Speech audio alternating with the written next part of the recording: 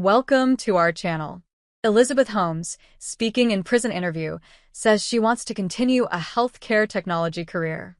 Elizabeth Holmes is speaking out for the first time in a prison interview. In a cover story for People magazine published on Wednesday, the former Theranos founder and CEO opened up about life in prison while also reflecting on her fallen professional past.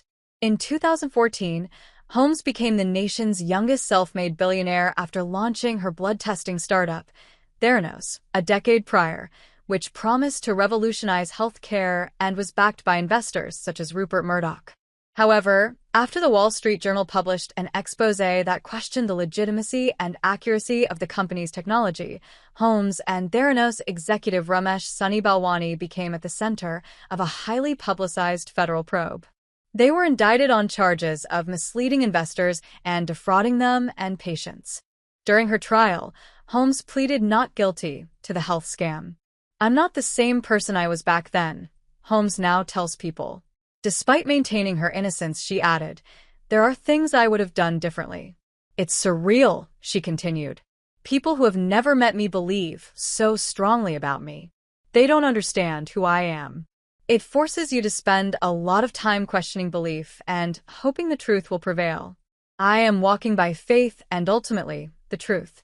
But it's been hell and torture to be here." Holmes' journey to creating Theranos and its eventual demise was depicted in Hulu's hit limited series The Dropout, starring Amanda Seyfried as Holmes. She was also the subject of the 2019 HBO docuseries The Inventor, Out for Blood in Silicon Valley. When speaking of Balwani, who Holmes was secretly dating at the time prior to the investigation, Holmes testified at her trial that he sexually abused and manipulated her, which he has denied. "First it was about accepting it happened," she said of their relationship. "Then it was about forgiving myself for my own part. And I refused to plead guilty to crimes I did not commit. Theranos failed. But failure is not fraud." She continued, "I wish that I left, or I had seen the abuse or understood it, and why I didn't, and I'm finding peace with that.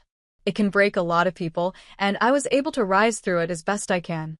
While in prison, Holmes detailed her usual routine, which includes working out, working as a re-entry clerk, attending therapy, counseling inmates who are rape survivors, teaching French classes, and reading.